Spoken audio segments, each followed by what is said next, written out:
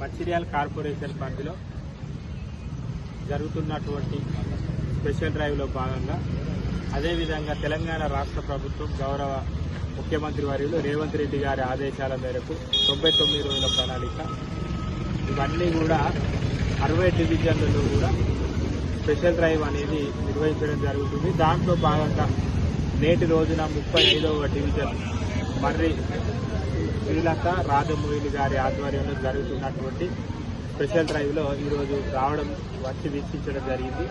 దీంట్లో భాగంగా ఇదంతా సింగరేణి ప్రాంతం కాబట్టి సింగరేణి క్వార్టర్కి సంబంధించిన ఏ అయితే అంశాలు సమస్యలు ఉన్నాయో 2 రోజుల ముందే స్థానిక కార్పొరేటర్ గారు అదేవిధంగా డివిజనల్ ఆఫీసర్ దానికి సంబంధించిన సింగరేణికి సంబంధించిన ఈ క్వార్టర్కి సంబంధించిన ఎవరెవరైతే అధికారులు వాళ్ళందరితో పాటు ప్రతి గల్లీ తిరుగుతూ ఎక్కడెక్కడైతే నీటి సమస్య ఉన్నది, ఎక్కడెక్కడైతే డ్రైనేజీ సమస్య ఉన్నది, ఎక్కడెక్కడైతే రోడ్ల మరమ్మతు ఉన్నది, ఎక్కడెక్కడైతే స్ట్రీట్ లైట్ల సమస్య ఉన్నది, వీటన్నిటిని కూడా క్షుణ్ణంగా పరిశీలించి వాటన్నిటిని 2 రోజుల స్పెషల్ డ్రైవ్లో కార్యక్రమంలో భాగంగా వాటన్నిటిని కూడా క్లియర్ చేయడం జరుగుతుంది.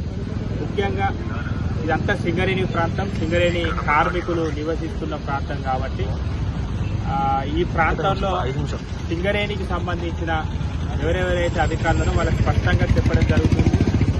ప్రతి గల్లీలో కూడా శానిటేషన్కి సంబంధించిన డ్రైన్లు క్లీన్ కావచ్చు, చెత్త సేకరణ కావచ్చు పగడబందీగా నిర్వహించాలని, అదేవిధంగా నీటి కూడా సమయం కొంచెం అటు ఇటు జరుగుతుందని మా అక్కడ కార్మికులు మా దృష్టికి తీసుకురావడం జరిగింది. వాటిని కూడా వారికి అనుగుణంగా కార్మికులకు, ఎందుకంటే కొంతమంది మొదటి షిఫ్ట్ పొద్దున్నే 6:30కు వాళ్ళు సింగరేణిలో పని నిమిత్తం పోయే వాళ్ళు ఉంటారు కాబట్టి ఆ సమయానికి అనుగుణంగా వాళ్లకు నీరు ఇవ్వాలని చెప్పేసి కూడా నేను ఇంతకుముందే సంబంధిత అధికారులకు కూడా చెప్పడం జరిగింది.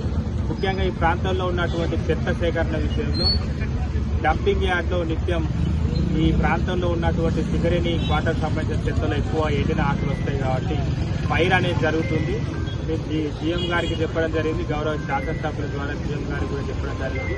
అక్కడ డంపింగ్ యార్డ్ ఏదైతుందో డంపింగ్ యార్డ్లో 2 కంపల్సరీ రోజువారీ సెక్యూరిటీ ఎండాకాలం అయిపోయేంత వరకు ఇవ్వాల్సిందిగా మీకు కోరడం జరిగింది.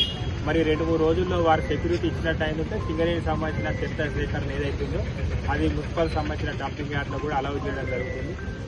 సింగరేణి అధికారులు కావచ్చు, మున్సిపల్ అధికారులు కావచ్చు, మీకు ప్రజాప్రతినిధులు అందరం కూడా సమన్వయంతో పనిచేస్తేనే ఈ సింగరేణి క్వార్టర్కి సంబంధించిన అభివృద్ధి కావచ్చు, శానిటేషన్ కావచ్చు, మంచినీరు కావచ్చు అన్నీ కూడా ప్రజలకు ఇబ్బంది లేకుండా, కార్మికులకు ఇబ్బందులు లేకుండా చర్యలు తీసుకోవడానికి అవకాశం ఉంటుంది. కాబట్టి అందరం కూడా కలిసి పనిచేసి మరి సింగరేణి ప్రాంతమైన కార్మికుల ప్రాంతమైన ఈ ప్రాంతాన్ని అభివృద్ధి చేయవలసిందిగా కోరుకుంటూ